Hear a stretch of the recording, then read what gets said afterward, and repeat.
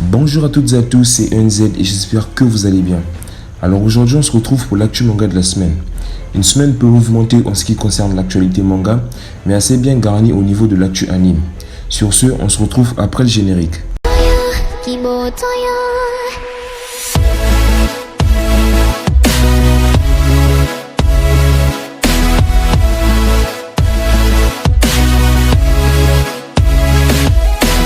Avant d'aller plus loin, je vous invite à vous abonner si ce n'est déjà fait et si ce genre de contenu, à savoir l'actualité anime et manga, vous intéresse. N'oubliez pas de lâcher un pouce bleu car ça aide vraiment. Vous pouvez aussi me suivre sur mes réseaux sociaux, à savoir Instagram et Twitter. Les liens sont dans la description. Place à l'actu manga. La série manga Ruil de Takehiko Inoue sortira un nouveau chapitre en novembre 2020 dans le Weekly Young Jump. Il s'agira donc du chapitre 91. A noter que le tome 15 du manga est toujours prévu pour novembre 2020 au Japon.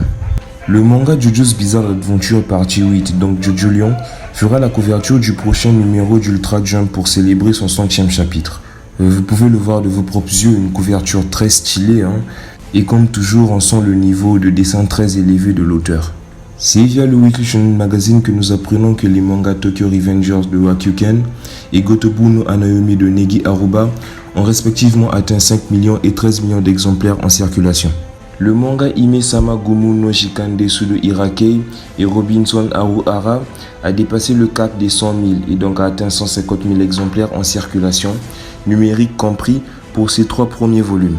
On termine avec l'actu manga, et oui, qui a été assez courte comme je vous l'ai signalé en début de vidéo, avec le One Piece 500 Quiz Book qui sortira le 2 octobre 2020 au Japon.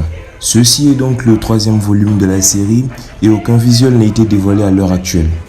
Je vous ai donc mis la couverture du premier tome pour que certains d'entre vous se fassent une idée. On enchaîne avec l'actu anime qui est assez chargé cette semaine. Un teaser vidéo a été dévoilé pour le film d'animation Fate Grand Order Camelot. Ce film sera donc le premier des 2 films qui ont été annoncés. Ce dernier est prévu pour le 5 décembre 2020 dans les salles japonaises. Le studio Bandai Namco Pictures a annoncé la production de l'anime Battle Spirit Kakumei no Galette. La série animée débute le 28 août 2020 au Japon. Petit synopsis. Depuis plusieurs siècles, les humains et les démons coexistent sur la Terre. Ainsi naissent les premières unions entre les 2 races appelées Murasaki no Shi ou sang violet. Craints, redoutés et isolés, ces sangs mêlés sont une nouvelle source de conflit. Le studio Kyoto Animation a révélé l'affiche teaser de l'anime Kobayashi-san Shi no Maid Dragon S. Ce dernier est prévu pour 2021 au Japon et en France. Une saison 1 de 14 épisodes était parue en janvier 2017. Alors de quoi ça parle? L'histoire nous entraîne dans le quotidien de Kobayashi, une jeune salariée, et de Toru, une fille de dragon qui déteste les humains. Mais après avoir été sauvée, Toru décide de payer sa dette en se mettant au service de Kobayashi et en aménageant dans son petit appartement. Ce n'est que le début d'une longue succession de situations rocambolesques pour Toru qui découvre la société contemporaine et de l'arrivée de ses nouvelles amies qui s'incrustent chez Kobayashi. Le studio chinois iDragon a révélé la production du film d'animation The King of Fighters Awaken. Le film est prévu pour 2022 en Chine. Il devrait s'agir de l'adaptation de l'arc Nest exploré dans les jeux The King of Fighters 99 à The King of Fighters 2001. L'affiche teaser de l'anime The Promised Neverland saison 2 vient d'être dévoilée. On sent la détermination d'Emma. Cette saison est prévue pour janvier 2021 au Japon et en France. Quant au nombre d'épisodes, rien n'a encore été précisé. La saison 2 devrait, à l'image de la première, également faire 12 épisodes et être diffusée en simulcast par les plateformes de streaming. On ouvre grand les yeux et on se plonge dans l'univers envoûtant du film d'animation Josei Torato Sakanatashi, grâce à son joli trailer. A noter que le film est toujours prévu pour le 25 décembre 2020 dans les salles japonaises. Sunoe est un étudiant qui travaille à temps partiel dans un salon de mahjong.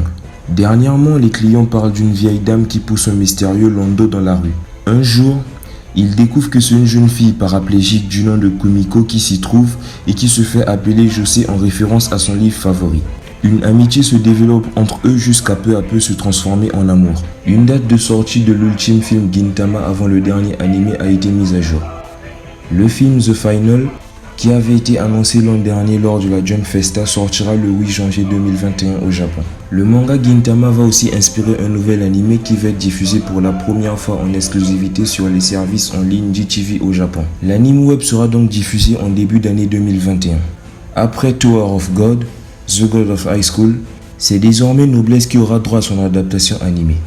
L'éditeur Crunchyroll a mis en ligne une bande-annonce de l'anime prévue pour octobre 2020 au Japon et en France. Petit synopsis. Nous suivons le quotidien de Kadis et Trama Dirazel, un puissant noble vampire au pouvoir mystérieux qui se révèle après 820 années d'hibernation. Il retrouve alors son fidèle serviteur Frankenstein, qui est directeur du lycée Iran et intègre l'établissement pour découvrir le monde actuel. Alors que Razel se fait de nouveaux amis, une dangereuse organisation qui crée des créatures cherche à contrôler le pouvoir d'une noblesse représentée par Razel. Et ce n'est que le début d'une interminable lutte de pouvoir qui commence. A noter qu'un OAV intitulé Noblesse Awakening est sorti en février 2016 au Japon. Le studio Kyoto Animation a mis en ligne l'annonce vidéo et l'affiche teaser du nouveau film d'animation Free. Initialement prévu pour cet été 2020, le film sortira courant 2021 dans les salles japonaises. Il s'agit de la suite de la saison 3. Pour le synopsis, nous suivons le quotidien de jeunes passionnés de natation à travers leurs relations sociales et leurs compétitions. On termine l'actu anime avec Crunchyroll qui a annoncé que l'anime Jujutsu Kaisen serait diffusé en exclusivité chez eux en VOSTFR. L'anime du studio MAPPA débute en octobre 2020. Nous arrivons au terme de cette vidéo. Je vous partage donc le top Oricon de la semaine du 3 au 9 août 2020, donc les 10 tomes les mieux vendus durant cette période.